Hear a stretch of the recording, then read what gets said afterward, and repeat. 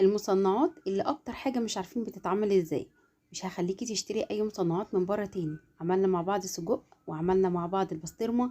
هنعمل مع بعض البلوبيف بطريقة سهلة وبسيطة ومش هتفك منك حرفيا، وشكلها وطعمها زي اللي بره حرفيا.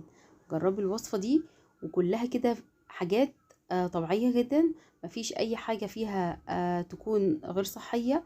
عايزة اقول لكم ان المصنعات طلعت سهلة جدا وبسيطة، في البيت ممكن تعمليها حتى بربع كيلو من اللحمة المفرومة. ممكن تعملي البلوبيف بطريقة سهلة وبسيطة وزي اللي بره حرفيا. جربي الوصفة دي وان شاء الله تعجبكم جدا. قبل ما ابتدي الوصفة احب اعرفكم بنفسي، انا اميرة داود، دي القناة بتاعتي. لو لسه مشتركتيش في القناة اشتركوا في القناة وفعلوا الجرس عشان يجيلكم كل جديد. نقول كده بسم الله، وبجيب حلة على النار وبحط فيها كده معلقة كبيرة من السمنة او 3 معالق من الزيت، وبجيب 3 بصلات وابتدي ان انا اقطعهم كده مكعبات كبيرة واديهم كده صدمه. اول ما بتبتدي تاخد صدمه ولونها يتغير بضيف عليها ربع كيلو من اللحمه المفرومه وكوبايه كبيره من الميه، وبس كده. وبحط بقى التوابل بتاعتي، توم باودر وبصل باودر، من كل حاجه نص معلقه، وعندي كمان نص معلقه من البابريكا، وعندي ملح، وعندي نص معلقه من الفلفل الاسود. وبقلب المكونات كويس جدا وبغطيها. وبعد كده عقبال كده ما تغلي معايا وتشرب معايا الميه، بحضر نص كوبايه من الميه وبحط عليها معلقتين من الجيلاتين البودر، بقلبهم كويس جدا لحد ما كريستالات الجيلاتين تفك معايا وبركنها على جنب.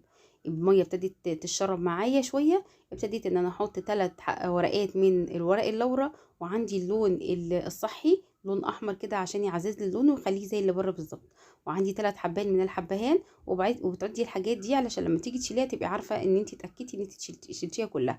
وبغطيها لحد لما تشرب تقريبا الميه كلها، يبقى فيها حاجات بسيطه.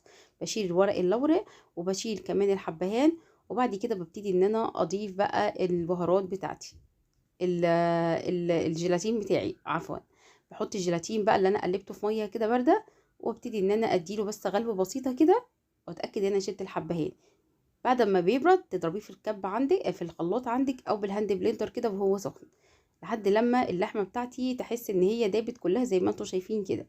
بعد كده ببتدي ان انا احط معلقه السمنه دي اللي بتديها التست اللي بتعليه زي اللي بتشتريه من بره حرفيا، وبتفتحي العلبه كده وتلاقيها كده حواليها قطع حتت سمنه. دي ماده حافظه تقريبا، يعني دي الماده الحافظه اللي بتحافظ على البروبيف بتاعي.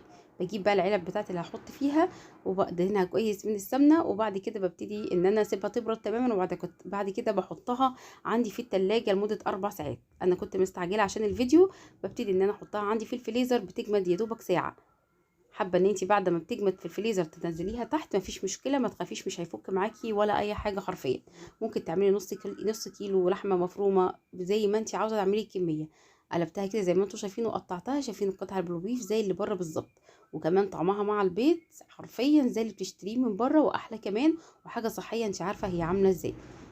بجيب كده قطع وبقطعها كده قطع صغيره، وبجيب طاسه على النار وابتدي ان انا اعمل كده بيضتين معاهم، وشوفوا بقى العظمه دي.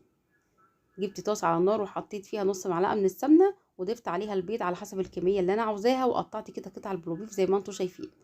وبحط كده البيض وبعد كده بضيف عليه البلوبيف. هتحسي البلوبيف اول ما بتنزليه تحسي ان هو ساب معاكي، تهدي عليه النار هتبصي هتشرب معاكي الميه. ده الجيلاتين اللي احنا حطيناه، بجد خطير مع العيش البلدي كده او في اللانش بوكس، خطير. جربوا الوصفه دي هتعجبكم جدا. يا رب النهارده تكون الوصفه عجبتكم. هتوحشوا الفيديو الجاي. استودعكم الله.